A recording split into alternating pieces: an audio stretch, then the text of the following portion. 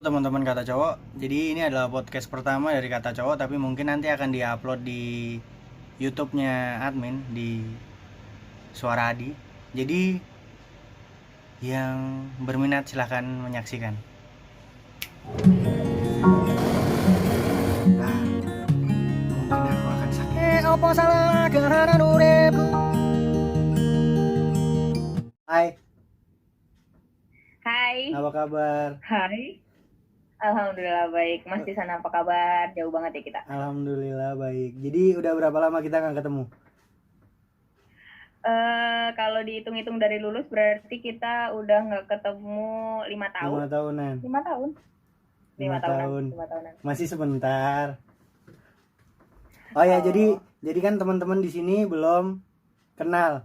Boleh nggak memperkenalkan diri? Oh iya. Singkat. Emang, Kalau ada Oke, status, oke. kalau ada status boleh statusnya disebut juga. Eh, Kayaknya status itu rawan banget ya. Oke, perkenalan dulu aja deh, perkenalan dulu. Oke, hai semuanya.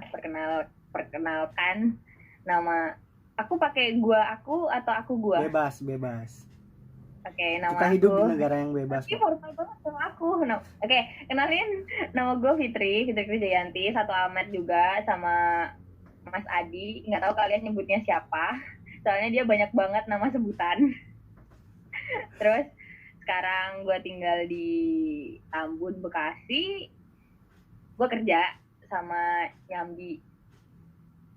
Nyambi Nggak apa mau ya? aja. Nyambi apa? Enggak, cuman apa? Nyambi untuk belajar.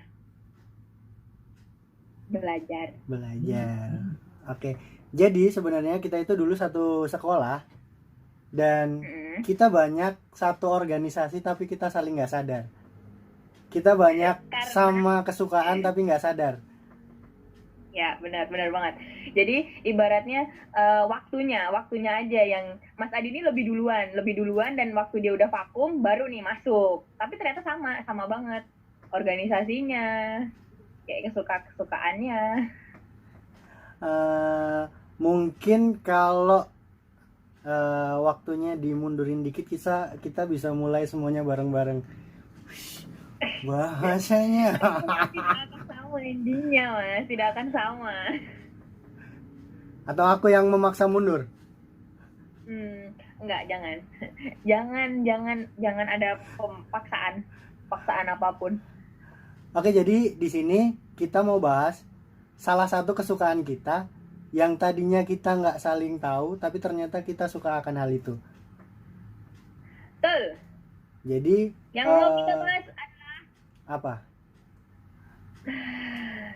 tulisan. Yeay. Ya, jadi itu aku sadar beberapa bulan lalu kalau kamu itu tertarik di dunia literasi.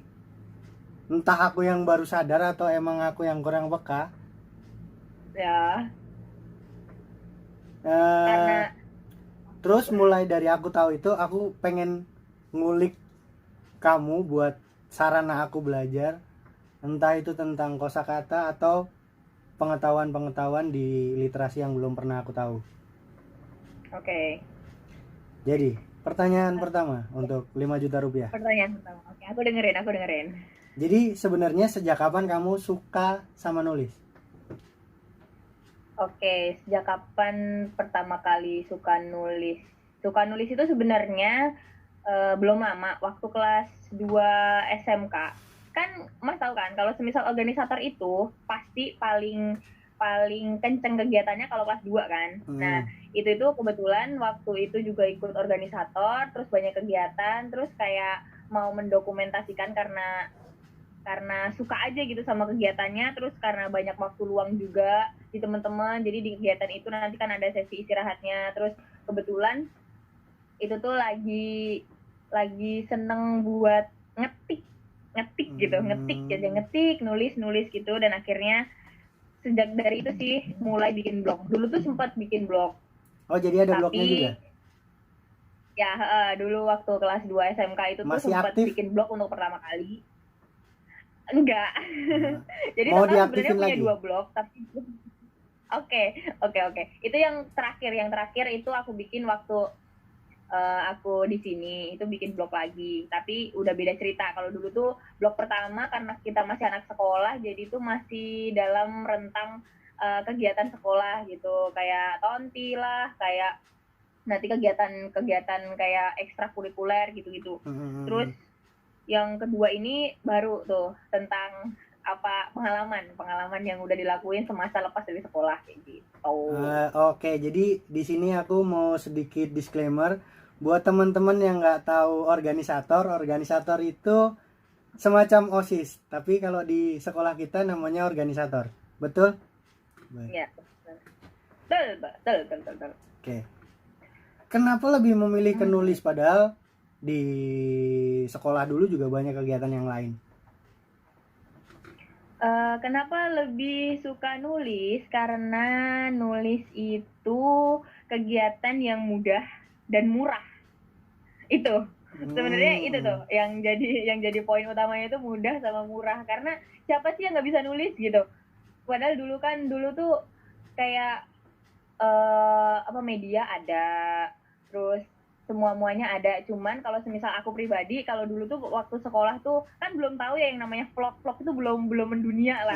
Orang Iya. YouTuber aja tuh aku tuh baru itu tahu tahu Mas, tahu kayak apa namanya Agung Hapsah gitu-gitu. Dulu tuh kayak YouTube tuh masih sarana buat belajar gitu, nggak kayak sekarang vlog yang membooming gitu kan, baru tahun kapan sih gitu kan. Iya. Nah, terus awalnya tuh itu daripada aku tuh awalnya nggak jago ngedit, nggak jago bikin video juga, terus kayak insecure sama diri sendiri kalau kelihatan muka di kamera gitu. Jadi akhirnya aku lebih milih nulis gitu. Nulis tuh kayaknya enak, jadi kita tuh bisa mengeksplor apa yang kita rasain gitu. Apalagi kalau sakit hati tuh, pas sakit hati itu nulisnya itu tuh lempeng banget. Paham. Pengalaman kan? Paham. Sama sekarang nih, akhir-akhir ini kan kamu sering banget posting tulisan nih. Mulai berani posting tulisan ke sosial media. Bahkan beberapa waktu lalu kamu sempat bikin musikalisasi puisi yang kamu upload ke YouTube. Kenapa? Karena awalnya tuh sebenarnya karena pengen dilihat sih. Jadi awalnya tuh bukan di YouTube ya. Jadi awalnya itu kayak dulu aku sempat di Plukmi. Tapi sekarang udah diblokir itu. Jadi apa namanya, dulu tuh ada orang yang aku suka, dia juga kayaknya tertarik sama tulis menulis gitu. Tapi aku pernah sakit hati sama dia gitu. Terus jadi kayak aku tuh nulis tuh biar dilihat sama dia. Jadi kalau misalnya aku nulis, aku bikin sesuatu, itu tuh biar kayak yang dia tuh lihat, dia tuh tahu kalau aku lagi sakit gitu. Terus kalau misalnya aku ada apa-apa, dia jadi tuh kamu nulis gitu karena dia. Aku nulis karena dia, tapi dianya yang nggak mau tahu. Sedih banget gak sih? Mungkin dia nggak suka tulisan. Mungkin dia nggak suka tulisan. Udah itu masa lalu banget, itu mau udah dulu banget. Sekarang udah nggak, alhamdulillah. Kayak gitu. Awalnya cuma pengen dilihat, pengen di ngertiin apa yang dirasa, apa yang kita rasa tuh, biar orang lain tuh tahu. Dan kayak sasaran kita nih, kayak misalnya orang nih, cowok ini tahu gitu, kita sakit, kita apa, kita itu. Awalnya tuh gitu awalnya. Sesakit apa sampai itu bisa jadi tulisan yang pengen banget kamu ungkapin ke seseorang biar dia bener-bener ngerasa gitu? Tapi ya biarpun akhirnya nggak peka juga sih. Nggak pernah. Cowok tuh, kenapa sih cowok tuh kayak gitu, Mas? Kenapa nggak peka sama sekali? Heran deh. Aduh, kok aku jadi ngerasa kena ya. Iya dong, Mas cowok kan. Tapi untungnya aku jadi cowok yang peka kok. Untungnya. Mungkin karena terlalu sering merasa sakit. Mungkin. Karena Mas tuh kayaknya bukan tipikal orang yang menyakiti, tapi disakiti deh kayaknya. Mungkin. Dari mukanya tuh kayaknya kelihatan banget kayak gitu. mungkin karena salah satunya itu juga. Iya, jadi kayak gitu. Kalau semisal dibilang sakit, itu mungkin karena kita dulu itu belum dewasa kali ya. Jadi tuh kayaknya sakit sedikit aja udah mendramatisirnya tuh dari A sampai Z gitu. Lebih Padahal kalau dari misalnya drakor ya. jadi kalau dipikir pakai logika tuh sebenarnya itu nggak sakit gitu. Maksudnya nggak sakit, iya sakit tapi nggak sakit banget gitu. Tapi karena kita yang dulu tuh masih kekanak-kanakan, masih Masih bucin banget, labil. terus masih kayak berarti dia satu-satunya, kalau nggak sama dia gue nggak bahagia gitu. Jadi tuh kayaknya dia tuh kayak berharga banget, padahal mah enggak gitu. Jadi mungkin ngerasa ngerasa sakitnya tuh sakit karena ditinggalin dan ngerasa sendiri dulu waktu masih dalam tanda kutip bucin gitu ya, budaknya cinta gitu. Awalnya tuh kayak gitu. Terus dari situ, kalau kamu udah ngerasain sakit yang menurut kamu itu sakit, gimana cara kamu bangun? Gimana cara aku bangun tuh awalnya pasti ada step by step kan. Iya. Nih awalnya kayak tadi yang aku bilang, aku nulis cuman pengen dilihat gitu. Aku tuh kayak yang masih kayak tergantung sama dia gitu. Jadi tuh aku nulis tuh, aku tuh bikin tuh kata-kata yang kata-kata mutiara tapi ada bumbu-bumbu bawang bombay gitu. Jadi kayak sedih gitu. Terus di situ biar dia lihat status, dia like gitu. Kalau Facebook kan dulu kan like gitu Iya, ya, masih like. suka gitu. Walaupun nggak sampai komentar, nggak sampai inbox, tapi yang penting kalau udah di like berarti dia udah baca gitu. Terus kesini-sini karena dianggurin terus, jadi kayak ngerasa gue tuh ngapain sih gitu. Kayaknya nggak guna banget deh kalau misal nulis cuman buat ngarepin dia gitu. Tapi karena emang udah terlalu sering nulis, gara-gara dia, jadi gara-gara dianya tuh udah hilang, tapi terlalu sering nulisnya tuh masih gitu loh. Ke bawah Jadi sampai nyampe sekarang tuh jadi terus continue nulis itu enak gitu. Nulis itu buat ngungkapin nggak cuman sedih loh gitu, tapi seneng juga itu bisa dijadiin tulisan. Awalnya tuh kayak gitu. Tapi pernah ngerasa gini nggak? Jadi ya Pernah ngerasa kan, misal kayak kamu tadi ya, aku bikin tulisan supaya biar dia yang kamu tuju, yang ngerasa dia itu nyakitin kamu, ngerasa. Tapi kan di lain sisi ada orang banyak yang lihat tulisan kamu. Terus tiba-tiba dia bilang, wah kak tulisannya bagus, kok tulisannya sama ya kayak apa yang aku rasain. Terus akhirnya dia minta kak nulis lagi dong buat apa ya, kayak ya itulah, bahwa kalian itu segolongan. Iya. Golongan yang tersakiti. Iya. Tapi mungkin karena ini sih, apa namanya, lebih ke aku kalau semisal kan sekarang kan aku lagi fokus ke musikalisasi puisi. Tapi kalau semisal musikalisasi puisi yang aku bikin itu tuh lebih ke yang awal-awal kita tumbuh benih cinta gitu. Kalau semisal sakit hati itu tunggu next episode gitu. Jadi baru mekar-mekarnya cinta ya. Jadi kan ada tahapnya mekar dulu, baru tuh sampai puncak. Ada kan kalau semisal kita udah jatuh cinta kan 50-50 antara kita bahagia terus atau enggak kita patah hati gitu kan. Jadi ada step by stepnya gitu. Nah kalau semisal ada sih pernah bikin tulisan, maksudnya bikin musikalisasi puisi.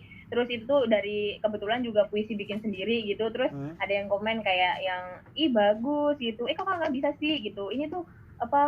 Ini tuh bisa dikembangin tau kak, gini. Terus jadi kayak bikin, oh iya ya, kenapa nggak ngembangin aja gitu. Jadi lebih kayak termotivasi kalau misal ada orang-orang yang ngerasa senang gitu apa yang kita hasilin kayak gitu. Lebih ke gitu sih. Jadi untuk kedepannya kira-kira apa yang kamu mau lakuin lagi? Kedepannya adalah yang mau aku lakuin adalah sepertinya aku akan melakukan ini lebih ke memfokuskan diri, membuat karya yang itu tuh bener-bener bisa bermanfaat buat orang lain. Ya mungkin manfaatnya itu kayak bikin orang sedih jadi tambah sedih, mungkin itu maksudnya dari kata-kata, dari apa-apa, atau enggak memang bisa bikin sesuatu yang bisa membangkitkan perasaan orang lain sih Mas. Jadi masih di ranah tulisan gitu. Cuman sekarang kayak mau lebih ke lebih ke belajar pemilihan kata gimana, terus kayak yang kalimat-kalimatnya gimana gitu kan. Cuma kayak Mas tahu sendiri kan aku pernah share puisi juga kan sama Mas, itu masih banyak kekurangan gitu. Jadi sekarang tuh masih proses belajar sih. Jadi kita sama-sama belajar buat jadi yang lebih baik. Dan kalau bisa itu YouTube bisa terus, itu blog bisa terus, apalagi yang terus-terus. Jadi kalau misal aku ambil kesimpulan, sebenarnya kamu mulai nulis itu berawal dari sakit hati. Bisa nulis yang bener-bener kayak intens continue gitu. Terus sekarang misal nih buat teman-teman yang lihat video kita nanti, kira-kira kan sekarang banyak banget kan model-model anak-anak remaja pacaran, ketika mereka patah hati, ya udah deh, akhirnya mereka malah lebih ke arah-arah yang negatif, kayak bunuh diri atau ya yang semacam itulah, intinya menyakiti diri sendiri. Sarannya kira-kira apa? Jadi gitu, kalau semisal patah hati itu jangan dibikin penghalang, jangan dibikin kayak ibaratnya ini itu udah akhir dari aku gitu, akhir dari hidup, akhir dari kebahagiaan. Patah hati itu jadiin sarana buat kalian balas dendam kepada orang yang udah nyakitin kalian, tapi balas dendamnya itu ke yang bermanfaat gitu, ke hal-hal yang bermanfaat buat diri kalian sendiri gitu, biar dia tuh lihat gitu kalau lu itu udah putus dari dia, lu tuh masih bisa bangkit, lu tuh malah bisa jadi lebih baik bisa jadi lebih baik tanpa dia gitu. Jadi cowok pun sebenarnya kan ini dari perspektif cewek ya Mas ya, kalau cowok nggak tahu nih. Iya. Jadi oke. Jadi gini, kalau semisal udah sakit hati gitu sama cowok, kalau kita itu ibaratnya jadi lebih buruk daripada kita waktu sama dia, otomatis cowoknya itu ya udah, berarti gue itu ngelakuin keputusan yang benar dengan mutusin dia kayak gitu. Tapi kalau kita jadi lebih baik setelah nggak ada dia, setelah diputusin sama dia tuh bakalan nyesel. Cowok tuh nyesel nggak kalau sama mantannya jadi lebih baik? Paling nggak timbul rasa nyesel sih. Timbul rasa nyesel. Iya, sedikit. Ya. Nah, kayak gitu. Jadi lebih ke bikin sakit hati itu buat balas dendam ke orang yang udah mutusin elu, biar dia tuh nyesel mutusin elu gitu. Siap. Ngerasa terpahok nggak sih Mas Adi, ngerasa terpahok nggak? Biasa aja sih. Mungkin atau karena udah mati ya rasanya. Enggak, karena nggak pernah diputusin mulu ya. Oh ya, selama ini aku dari sekian yang nggak nyampe 10 sih, dari ya cewek yang udah pernah aku pacarin, jujur aja aku nggak pernah mutusin cewek. Buat siapa aja nanti yang nonton ya, mantan aku yang jahat itu kalian.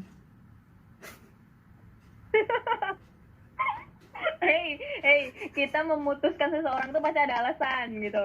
Kalau dari perspektif kita cewek yang kita tuh nggak mau salah, kita tuh nggak pernah salah Mas, please. Jangan nyalain cewek. Kalau mau debat, ayo debat sama aku. Aku perwakilan cewek nih. Oke, debatnya kita di next episode. Oke. Jadi, oke, boleh. Intinya, aduh lupa aku mau ngomong apa. Intinya, buat cowok-cowok yang jomblo boleh nggak dapat akun Instagramnya.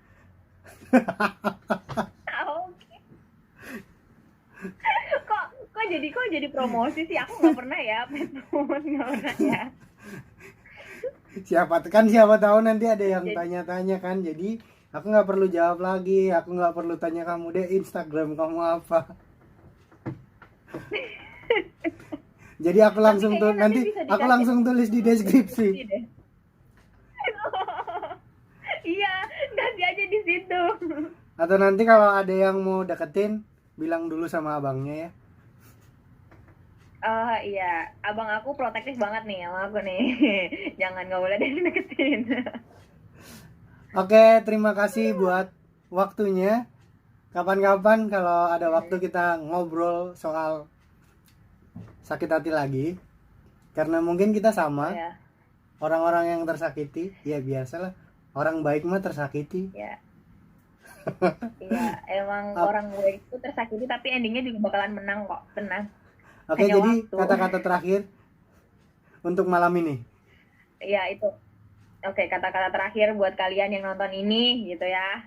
Eh Kayak tadi lagi, balik ke tadi lagi, jadiin patah hati itu motivasi buat kalian, ajang buat kalian jadi lebih baik gitu. Karena di balik hal-hal yang buruk itu pasti terselip hikmah, dan hikmahnya itu kalian bisa dapat kalau kalian itu udah berusaha yang terbaik, selalu berpikiran positif, sama ini, jangan tergantung sama yang namanya laki-laki.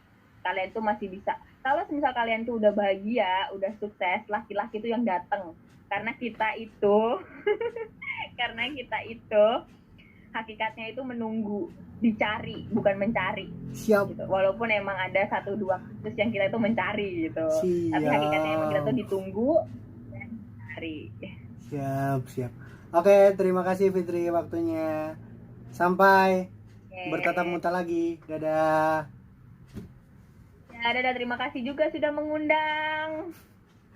Itu tadi sedikit percakapan saya dan adik kelas saya yang baru mulai nulis. Buat kalian yang suka jangan lupa like, komen, dan subscribe.